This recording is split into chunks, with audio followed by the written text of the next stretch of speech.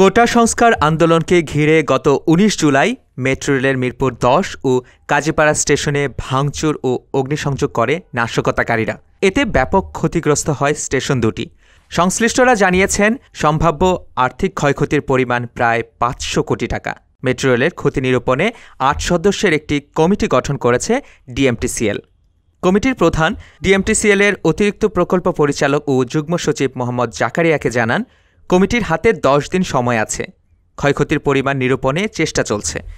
Metro rail সংশ্লিষ্টরা জানিয়েছেন, মিরপুর ১০ স্টেশনের সিস্টেমের পুরোটাই ধ্বংস হয়ে গেছে। এটি পুনরায় সচল করতে প্রায় ২৫০ কোটি টাকা লাগতে পারে। অন্যদিকে কাজীপাড়া স্টেশনের সিস্টেম অর্ধেকের বেশি নষ্ট হয়েছে। এটি ঠিক হতেও প্রায় ১০০ কোটি টাকা ব্যয় হবে। এছাড়াও স্টেশন দুটির পাঞ্চ মেশিন, ভেন্ডিং মেশিন, বিভিন্ন ডিভাইস, কম্পিউটারসহ অন্যান্য জিনিসপত্রের ক্ষয়ক্ষতি মেরামতে প্রায় ২০০ কোটি টাকা লেগে যেতে পারে। এদিকে হামলার পর রাজধানীতে গত ৫ দিন ধরে বন্ধ রয়েছে মেট্রো রেল চলাচল। ডিএমটিসিএল এর ব্যবস্থাপনা পরিচালক MAN সিদ্দিক জানান, ব্যাপক ক্ষয়ক্ষতি হয়েছে স্টেশন দুটির।